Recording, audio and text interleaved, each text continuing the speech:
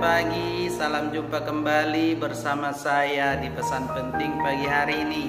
Seperti biasa, saya percaya, saya berdoa kiranya kasih karunia Tuhan senantiasa melimpahi kita semua.